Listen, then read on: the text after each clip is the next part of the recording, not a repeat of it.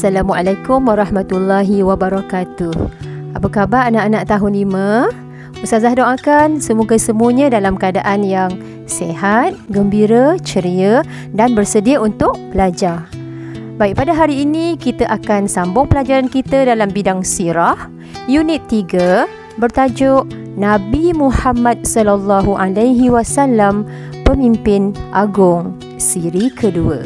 Anak-anak boleh merujuk pada buku teks muka surat 154 hingga 156. Mari kita lihat dulu apakah objektif pembelajaran kita pada hari ini.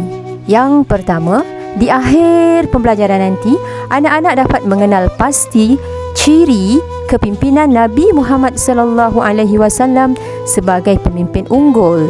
Kedua, anak-anak dapat memahami iktibar ciri kepribadian Nabi Muhammad sallallahu alaihi wasallam sebagai pemimpin.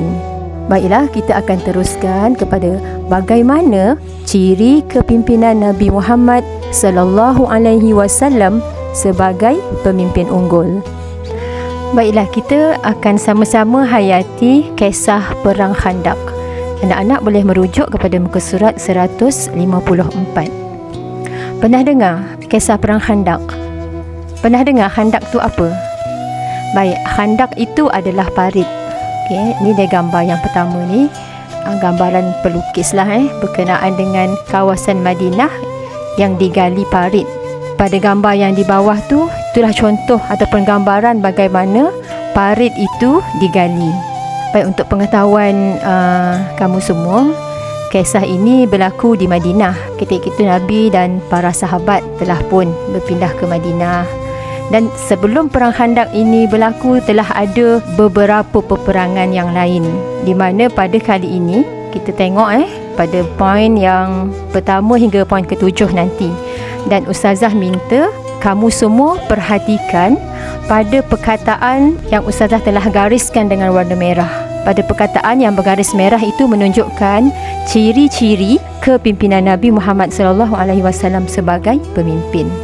Baik, kisah Perang Khandaq berlaku bermula dengan kaum musyrikin Mekah dan golongan Yahudi telah berpakat untuk menyerang Nabi Muhammad sallallahu alaihi wasallam dan kaum muslimin di Madinah.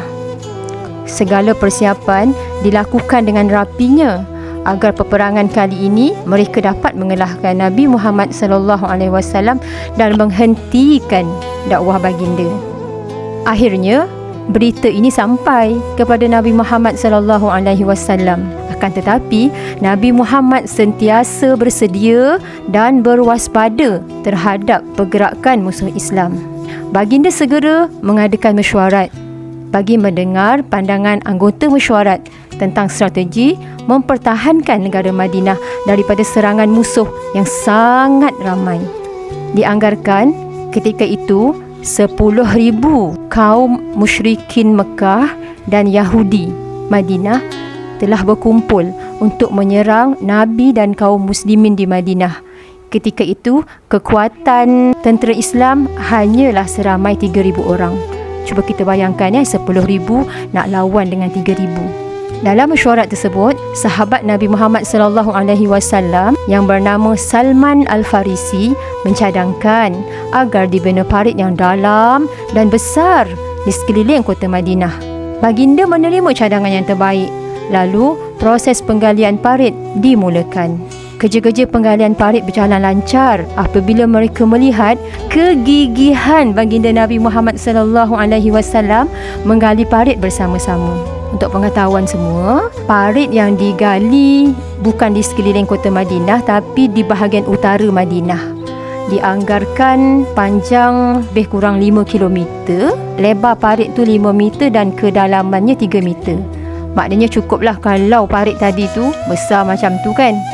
Kalau kuda masuk, patah kaki kuda. Baik, seterusnya, apabila musuh sampai di sempadan Madinah, mereka gagal memasuki Madinah dan tidak dapat menyerang kerana terhalang dengan parit yang sangat dalam dan besar. Akhirnya mereka mengambil keputusan mengepung kaum muslimin. Keadaan menjadi tegang apabila kaum Yahudi Bani Quraizah mengkhianati perjanjian dengan Nabi Muhammad sallallahu alaihi wasallam dan berpihak kepada musuh.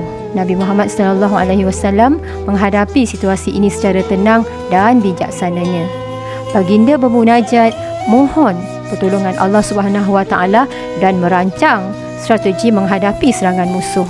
Pada awalnya, kaum Yahudi Bani Quraizah menyokong Nabi dan kaum muslimin, tetapi dalam proses mereka kena kepung, akhirnya mereka berpaling tadah.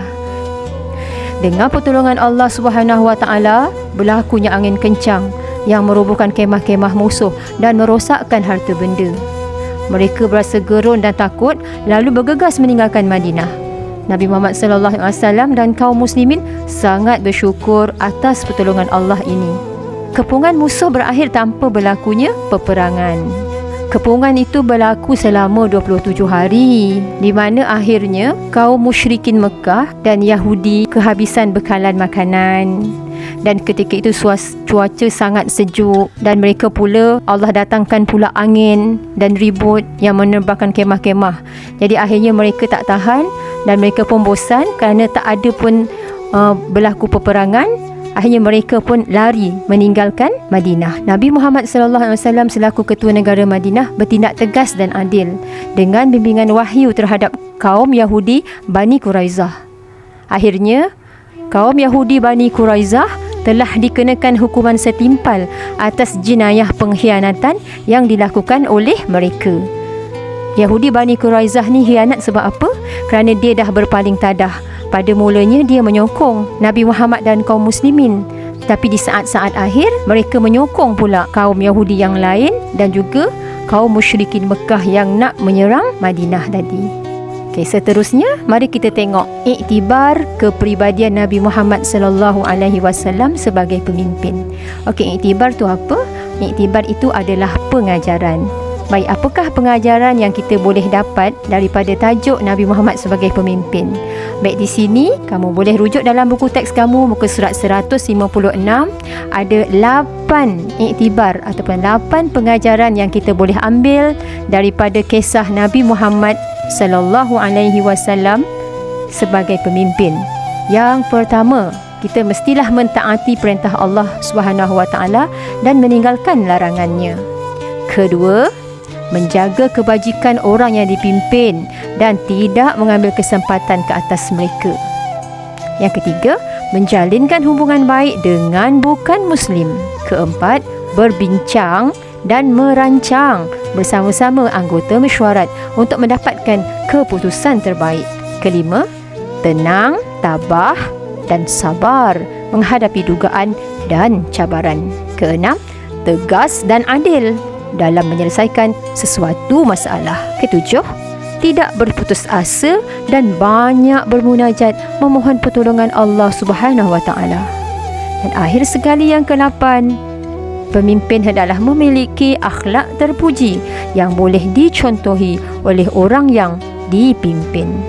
Ialah anak-anak, mudah-mudahan pada siri pembelajaran kita kali ini kita dapat mengenal pasti ciri-ciri kepimpinan Nabi Muhammad sallallahu alaihi wasallam sebagai pemimpin.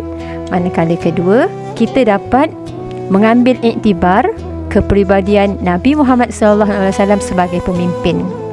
Dan mudah-mudahan jika kita terpilih untuk jadi pemimpin, jadilah pemimpin yang baik, jadilah pemimpin sebagaimana contoh yang telah ditunjuk oleh Nabi Muhammad sallallahu alaihi wasallam. Selamat belajar dan tanamkan dalam hati, saya sayang Nabi, saya akan ikut Nabi.